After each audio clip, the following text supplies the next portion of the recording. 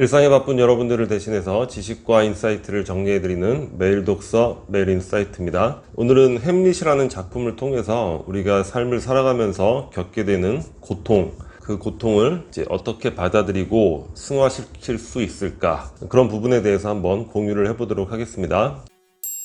등장인물과 이제 줄거리인데, 줄거리는 굉장히 간단해요. 햄릿이 아버지가 죽습니다. 근데 아버지 죽음에 이제 의문을 갖게 되고, 그 아버지가 이제 왕인데 그 죽은 자리에 그 아버지의 동생 숙부죠. 작은 아버지가 왕이 되고 자기의 어머니하고 결혼을 하게 돼요. 근데 그 시일이 굉장히 짧은 시간이에요. 2, 3개월도 채 안 돼서 결혼을 하게 되죠. 그러니까 햄릿은 아버지의 죽음도 원통한데 어머니가 너무 짧은 시간 안에 작은아버지하고 결혼하는 거, 여성에 대해서 굉장한 배신감, 그러니까 어머니에 대한 배신감이 전체 여자에 대한 배신감, 이런 것으로 이제 확장이 되고 있죠. 분노의 감정, 그런 것도 갖고 있습니다. 이런 상황에서 성곽에 밤마다 이제 유령이 나타난다는 얘기를 들은 거예요. 갔더니 그 유령이 자기의 아버지인 거죠. 근데 아버지가 햄릿아, 나의 복수를 해다오. 나는 동생에게 죽임을 당했다. 낮잠을 자고 있는데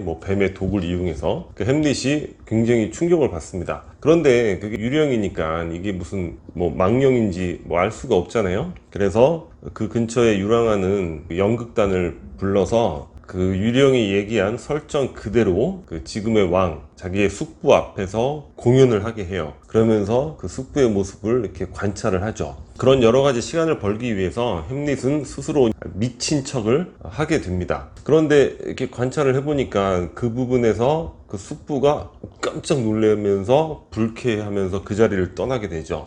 햄릿은 이제 확신을 갖게 되는 거야. 저자가 나의 아버지를 죽이고 어머니를 차지했구나. 복수를 해야지. 근데 복수는 쉬웠단 말이에요. 그 기도방에서 그 숙부 혼자 기도를 하고 있는데 가서 그냥 탁 처단만 하면 되는 쉬운 일이었는데, 당시 기독교적인 세계관이니까 회개를 할 때 죽이게 되면 그 회개의 상태로 죽게 되니까 천국에 갈 가능성이 있다. 그러니까 햄릿이 우유부단한 캐릭터의 전형이다 이렇게 얘기하고 있는데, 실제 읽게 되면 우유부단한 건 아니고 혹시 천국에 가면 어떡하지? 이런 걱정 때문에 죽이지 않은 것이라고 보시면 될 것 같아요. 그런데 미치청을 하는 과정에서 자기가 사랑했던 그 여인이 있죠. 오피리어. 여러 가지 문학 작품 중에서 비극적인 인물들이 많지만 이 햄릿에 나오는 오피리어가 그 중에서도 가장 비극적인 그런 인물이 아닐까, 그런 생각이 듭니다. 근데 미친 척을 해도 자기의 그 사랑하는 여인인 오피리어한테는 진실을 얘기해 줘야 되는데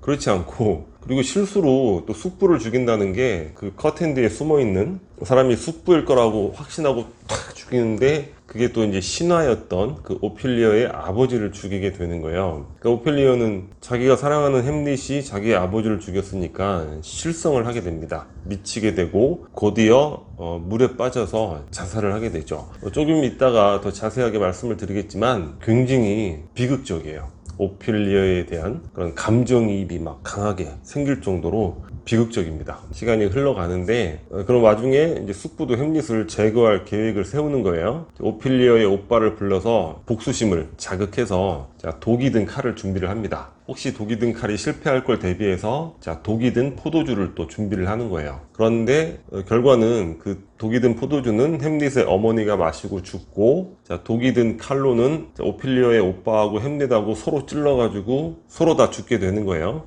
죽기 전에 또 햄릿이 다가가서 숙부를 죽입니다. 결국에 복수는 완성을 하긴 했어요. 하지만 자기도 죽게 되는 것이고 자기의 소중했던 사람들이 모두 죽게 되는 거죠. 햄릿의 명대사는 꼭 살펴보고 넘어가야 될 것 같아요. 사느냐 죽느냐 그것이 문제로다. 가혹한 운명의 화살을 참아내는 것이 고귀한 일이냐, 아니면 고해의 바다에 맞서 끝장을 보는 것이 더 고귀한 일이냐. 가혹한 운명의 화살, 고해의 바다. 대단한 비유죠. 약한 자여 그대 이름은 여자로다. 굉장히 유명한 대사적이죠. 어머니에 대한 그런 배신감, 실망감, 더없이 부정한 눈물의 소금기가 쓰라리 눈가에 붉은 기운을 남기기도 전에 어머니가 결혼을 하다니. 쓰라리 눈가에 붉은 기운. 대단하죠. 이것뿐만 아니라 거의 모든 대사가 이 정도 수준이라고 보시면 돼요. 셰익스피어 작품은 읽다 보면 너무 위대하다는 느낌을 사실 갖게 됩니다.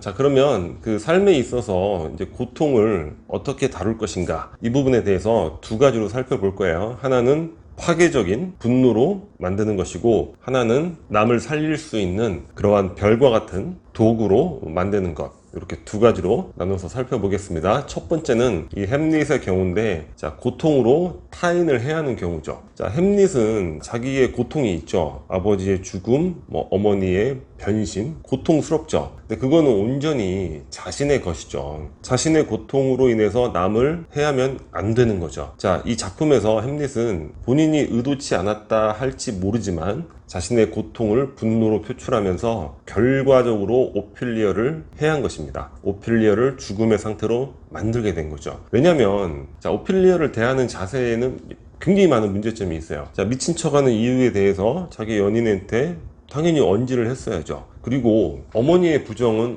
어머니의 부정일 뿐이에요. 그거를 왜 확장해서 모든 여성에 대한 분노로 만들며 왜 또 그거를 자기의 연인이었던 오피리어한테까지도 표출하는가. 대사가 보면 오피리어한테 그런 광기를 보이면서 수녀원에 나 가라, 수녀원에 나 가라, 이런 얘기까지 한단 말이에요. 뭐예요? 여자들은 다 믿을 수 없어. 그러니까 너도 그냥 수녀원이나 가. 그 오피리어가 얼마나 상처를 받겠습니까? 이런 부분에 있어서는 아주 햄릿한테 분노가 생겨요. 이 작품을 읽다 보면 감정이 막 그렇게 생깁니다. 그리고 오피리어를 아버지를 죽인 건 굉장한 비극이지만 그건 실수란 말이에요. 그 실수에 대해서 충분히 사과하고 이해를 구하고 또는 그런 부분에 대해서 책임을 지겠다면 오히려 오피리어한테 제정신의 상태로 가서 구애를 하고 용서를 구하고 오피리어를 책임지는 자세, 그런 것들을 당연히 보였어야죠. 하지만 햄릿은 그냥 스스로의 고통에만 빠져 있습니다. 그냥 혼자 죽느냐 사느냐 그러면서 남들을 다 죽음으로 향하게 만들어 버리는 거죠. 근데 우리 일상을 살아가다 보면 이런 사람들 은근히 많아요. 그러니까 자신의 고통으로 타인을 속박하려는 경우죠. 난 힘들어, 난 고통스러워, 나한테 넌 의무감을 보여야 돼, 이런 식의 행태들 많이 보게 돼요. 그리고 또 중요한 건 고통에 침잠되어 있는 상태를 좋아하는 타인은 없다는 거예요. 제가 학창 시절에 어떤 친구가 있었는데 부모님 관계가 안 좋아요. 가정폭력도 좀 발생하고, 근데 만나면 늘 어디 으쓱한 벤치 있잖아요. 어두컴컴한 이런 데 데려가서 표정도 맨날 이렇게 괴로운 표정 지으면서 어제도 밤에 싸웠어 근데 처음 한두 번이야 이제 친구니까 뭔가 우리가 또 우정하면 또 그런 거 공감해 줘야 될 것 같고, 근데 한두 번이야 그런데 이 만나면 만날수록 맨날 똑같이 내가 과연 이런 시간들을 보내야 하는가 힘들더라고요. 결국 관계가 멀어질 수밖에 없죠. 만나면 그렇게 어디 으쓱한데 끌고 가서 괜히 나 괴로워, 넌 내 얘기를 들어야 돼, 이런 식의 분위기인데 합당하다는 생각은 들지 이제 않는 거죠. 그런 부분들에 대해서 우리가 생각을 해봐야 될 것 같습니다. 자신의 고통을 확장하여 타인을 해하는 그런 경우가 없는가. 그리고 고통은 온전히 자신의 영역, 자신의 과제일 뿐이지 그것이 나와 아무리 가깝게 관련된 사람이라 하더라도 그건 그 사람의 과제가 될 수는 없는 거야. 물론 그 사람이 자진해서 그런 것들에 대해서 도움을 주겠다고 한다면 고귀한 일이지만 자기가 어떤 그 관계를 이유로 자신의 고통에 얼검해서는 안 되겠죠. 이런 부분에 대해서 우리가 한번 성찰을 해봐야 되지 않을까, 이런 생각을 해봤습니다.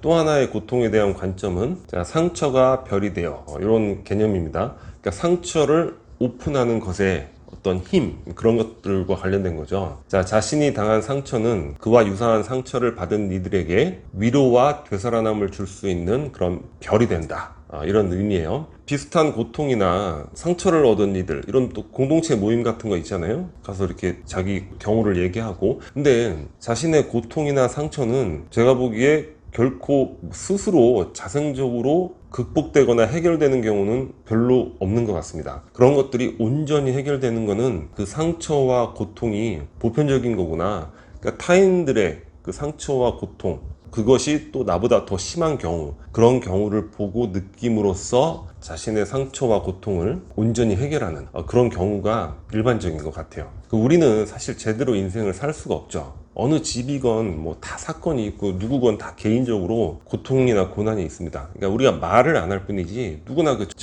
절대치의 고난은 있는 거죠. 그러니까 환경이 편할 때, 뭐 이런 일시적일 때, 아니 왜 저렇게 뭐 힘들다고 그래? 이렇게 할지 모르겠지만, 누구나 뭐 건강이 안 좋을 수도 있는 거고, 사고를 당할 수도 있는 거고, 지병이 있을 수도 있고, 경제적인, 물질적인 고난, 또는 뭐 직장에서 너무 힘들 수도 있는 거고, 부부, 뭐 서로 배우자가 바람을 핀다거나, 이런 충격적인 사건이 발생할 수도 있는 거고, 자녀 관계에서도 얼마나 힘든 일들이 많아요. 그죠? 누구나 그런 절대치의 고난이 있다는 거죠. 이런 것들에 대해서 근데 우리가 온전히 공유하지 못하고, 그냥 늘 인생에 대해서 거짓말을 하면서, 아, 원래 다 환경이 편하고 좋은 건데, 아, 뭐 이렇게 힘들까? 이렇게 살면 그냥 개개인들은 뭐야, 남들은 다 괜찮은데 나 혼자만 저주받았구만, 이렇게 오해할 수 있다는 거죠. 그러니까 실제로 인생을 불행으로 만드는 것이 어떤 객관적인 사건, 고난이 아니라 그러한 관념적인 오해에서 비롯된 것이 아닐까, 그런 생각이 듭니다. 그런 것들을 서로 오픈함으로써 비극으로서의 삶에 대해서 그 본질을 깨닫고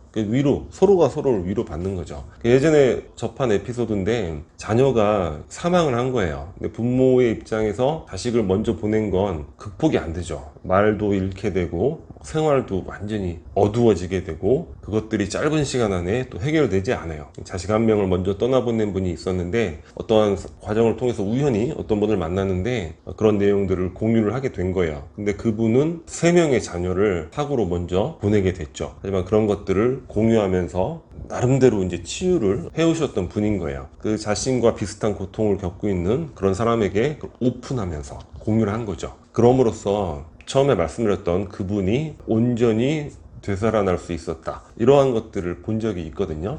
그러한 것이 다른 모든 영역에서도 동일한 비유로 통하지 않을까, 이런 생각을 해보게 됐습니다. 이 부분은 뭐 햄릿의 고통과 직접적으로 연관된 건 아니지만, 그것을 좀 확장해서 우리 삶에 있어서 고통, 고난, 상처, 이런 것들을 우리가 어떻게 받아들여야 되고 어떻게 행동해야 될지, 그런 부분에 대해서 함께 고민해보고자 영상을 찍어봤습니다. 오늘 영상은 여기서 마치도록 하겠습니다. 여기 캐리커처가 구독 버튼이고요. 구독과 좋아요 많이 부탁드립니다. 감사합니다.